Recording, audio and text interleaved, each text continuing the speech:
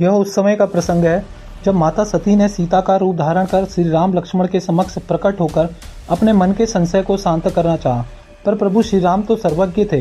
उन्होंने करुणा से हाथ जोड़कर कहा, माता आप कौन हैं? भगवान शिव कहाँ हैं और आप अकेली इस वन में क्यों आई हैं? इन वचनों को सुनते ही माता सती को अपने अपराध का बोध हो गया।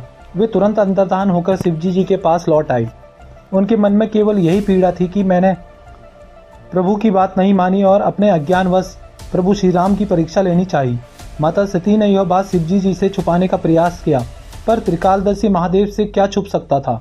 शिवजी जी सब जान गए। उनके हृदय में यह दृढ़ निश्चय हो गया कि अब इस देह से मैं सती से पुनः भेंट संभव नहीं, जो होगा वही प्रभु श्री राम की इच्छा होगी। उसी समय आकाश मार्ग से देवगण जाते दिखे। माता सती को ज्ञात हुआ कि उनके पिता प्रजापति दक्ष महान यज्ञ का आयोजन कर रहे हैं। उन्होंने शिवजी जी से यज्ञ में चलने का आग्रह किया। तब भोलेनाथ ने कहा, जब हमें आमंत्रण नहीं मिला तो वहाँ जाना उचित नहीं है। माता सती भोली थी। उन्होंने कहा, अपने ही घर जाने के लिए क्या आमंत्रण की आवश्यकता होती है? मैं तो अवश्य जाऊंगी।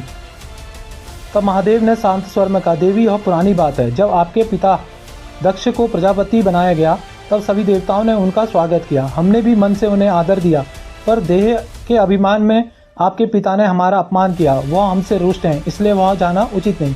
माता सती बोली, मैं अकेले जाऊंगी और आप दोनों के बीच सुलह कराऊंगी। शिवजी जी के मना करने पर भी सती नहीं मानी। भोलेनाथ ने कहा, देवी यदि आप वहां जाएंगी तो आपका भी अपमान होगा। पर सती माता ने महादेव की बात नहीं मानी और वे चल पड़ी। कुछ दूर जाने के बाद वे सोचने लगी कि मैंने प्रभु की आज्ञा के बिना आज तक कहीं नहीं गई हूँ, एक बार उनसे पूछ लेती हूँ। वो फिर लौट आई।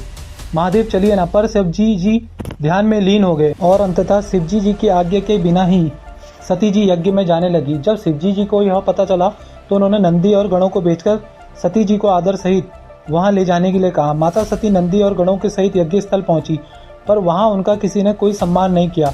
सब दक्ष के क्रोध से भयभीत थे। केवल उनकी माता ने उन्हें स्नेह से गले लगाया। माता सती ने देखा यज्ञ में महादेव के लिए कोई स्थान नहीं था। उनका हृदय विदीर्ण हो उठा। वे प्रजापति दक्ष से बोली, पिता तुम्हारे भीतर अहंकार भर गया है, तुमने स्वयं महादेव का अपमान किया है।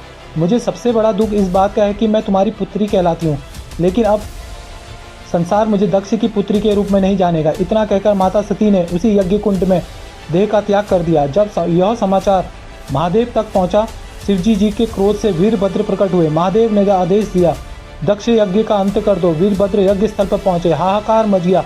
देवता भागने लगे। वीरभद्र ने दक्ष का सिर काट दिया और यज्ञ विध्वंस हो गया।